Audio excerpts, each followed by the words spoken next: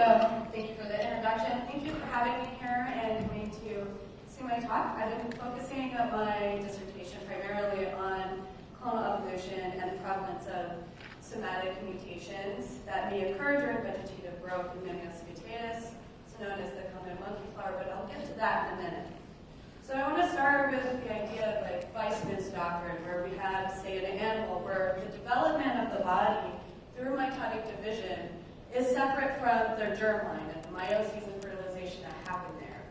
With that expectation, we would have any mutations that occur during that growth being sequestered away from being inherited in the next generation.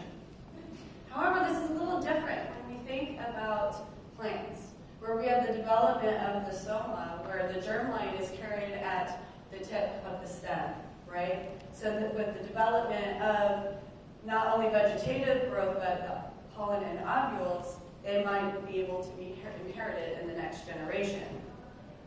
But interestingly enough, if you think about this and think about these two life forms, there should be an elevated potential for somatic mutations, right? Or increased potential for mutational load, but we don't actually see that. So the question isn't, oh, do mutations not happen? It's maybe there's something happening to them. Where are they going? Are they being selected against? So if we think about our hypothesis, the somatic mutation accumulation hypothesis, and you think about the different branching patterns of, say, a plant here, where you would have a separate meristem or set of germ cells in a central zone at the tip of each stem, right? So, and more importantly, not only is this leading to the fact of we get vegetative growth from this, and also our pollen and ovules, which is unique, but each stem is capable of mutating independently of each other. So, if we look in on that meristem, this is really important to think about, because if we have multiple cell lines, right, as we go through our cell generation, say we get a mutation that pops up that has some partial dominance, but it has a deleterious effect, it's going to be what? Weeded out, right? But if we get a beneficial mutation in a cell line, it can outcompete the other cell lines within that meristem. So if we take it even further and look at the differentiation among ramets, we may have some beneficial mutations being selectively swept through that are taking any passengers with it. So the effects would be different across the ramets, though they should, in theory, be the same. So if we're thinking about mutation rate and whether we can have selection on those mutations or not, in the case where we wouldn't have selection, we would have the number of mutations per cell line over the cell generations. Without selection, we would expect this to be linear, right? But if we're having selection, specifically more so background selection, where we're having a large turnover of low-frequency variants that have yet gone to fixation, we would start to see this start to plateau. And so we would also expect that a lot of these mutations would be unique to individual cell lines and consistent with the genetic mosaic. So I tested this using Vegetative, also known as the common monkey flower. Again, I don't know why it's called monkey flower. Maybe a discussion for another time. But these are perennials that can be easily propagated, right? So we have the production of these stolons here, and their meristems are pretty active, which makes them a really good candidate for this. There are annual populations that exist of Vegetative, but those were not included in this experiment.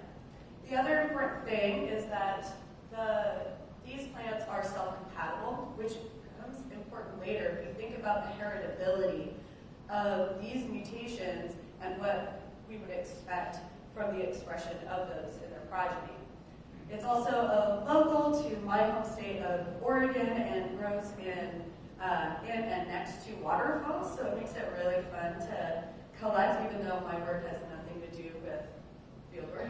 In fact, it involves a lot more greenhouse work. So I clonally propagated Mimulus into either a control or high saline environment where the salinity was increased by weekly until there were noticeable differences in growth and survival.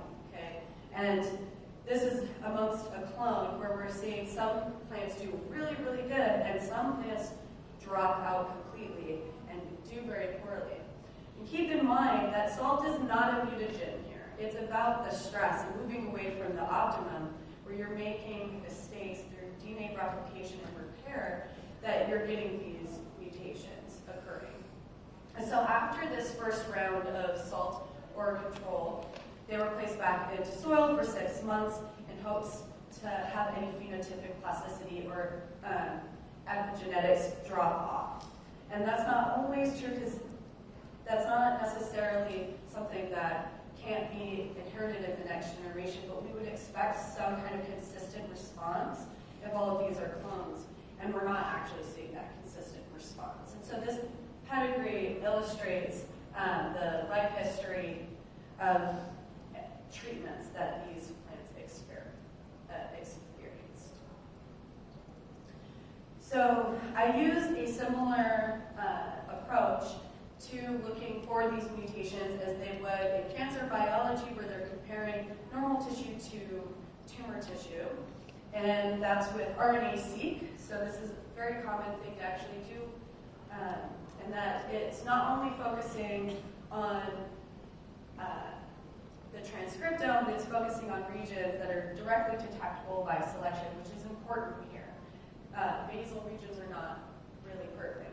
So I used the model, I used a pipeline, that is the best practices for calling genomic variants with GTK. But I replaced haplotype caller with muTEC2 because haplotype caller has an issue of being able to distinguish variants from the germline. So we couldn't use that. We had to use muTEC2 because it can also compare against the clones and look at mutations that would be unique. Interestingly, it also looks at the minor allele frequency that is pertinent for within a clone, right? And so we had the total number of SNPs here over the allele frequency, and we can see that we have a lot of low frequency variants, and particularly so more in the high salt. And keep in mind, this relates back to the phenotypic success of these plants and their survival. So if you look at what we would expect when we're looking at a selective sweep of beneficial mutations, indicated here, see each individual line would indicate a cell lineage. And we would have consistent background selection and turnover of these low frequency variants. In the case we get a beneficial mutation carried to fixation closer to 0.5, or what we would expect closer to heterozygosity, it would take passengers with it that would be neutral or recessive, right? So there would be a lot of genetic hitchhiking that would be happening here. So when I parse this out based upon the reciprocal transplants and the data that we're looking at, I want to remind you that in the high salt, or control, these are representing the 3 clones that have occurred in this experiment. And so we do find this to be consistent with the selective sweeps, right? So we are expecting that beneficial mutations are going to happen when you have that increase in mutations around 0.5, and that's what we use as a candidate for a likely beneficial mutation. And I want to point out the control to high salt here. So we can't negate the fact that mutations are going to be occurring even in the controls, because they're still in a novel environment. The greenhouse still kind of messes with them. But the large reduction here in the low frequency variants is possibly indicative of a recent selective sweep, right? Because if we would think that in 10 to 15 generations that we would continue to get low frequency variants popping back up.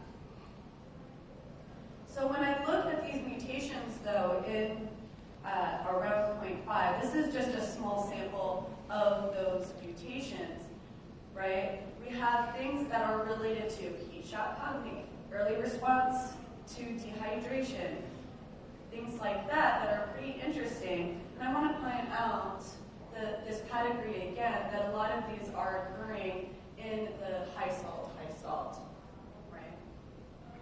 Pretty interesting stuff.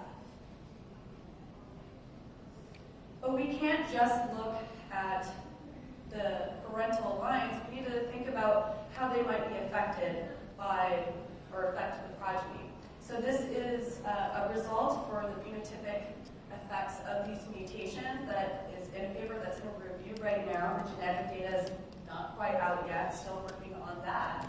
But if I point your attention to the fact that each bar represents one stem in all of the autogamous progeny and dinogamous progeny, where autogamy is within flower fertilization and dynogamy is between flowers and two different stems, but the same individual. So this is still inbreeding, but if we're getting mutations popping up in some stems and not in others, when we do this, they cannot be homozygous for those mutations, okay? So we would have an unexpected benefit to autogamy with an increased homozygosity. So if we think about autogamy depression and in counting the fruit set, but taking it a step further and planting those plants, we can look at the average fitness effects of the autogamous progeny and the dinogamous progeny. And we do have deleterious effects, right? It's not going to be this perfect thing, but we also have positive fitness effects where we're having a positive selective value. And so this is really interesting. So hopefully there will be more to come very soon about exactly what mutations may be leading to this. So in summary, I'd like to point out the fact that somatic mutations have the potential to have phenotypic effects, not only amongst clones, but likely in their progeny as well, and that the majority of these mutations are actually going to occur at low frequencies. Those that are at higher frequencies are going to be consistent with beneficial mutations and selective sweeps and any hitchhikers it might take with it, right? But another thing to think about is that maybe there is an increased capacity to get somatic mutations in a high-stress environment, and that we may have to rethink a little bit what we would expect when we're looking at mutation accumulation in the future. Nonetheless, this needs to be studied more. So with that, I'd like to thank people on the project, people in my lab, Portland State University, and funding sources along the way. With that, take any questions.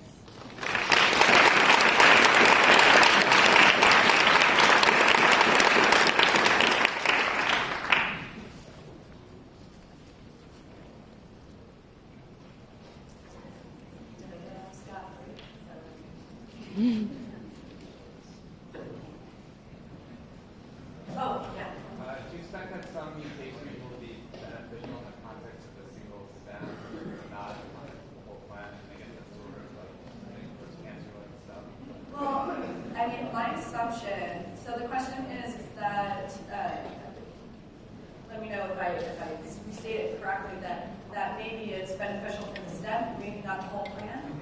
Well, my expectation would be that if it's benefiting the plant at the stem at that time, that is kind of reflective of the whole plant. And with the growth habit of these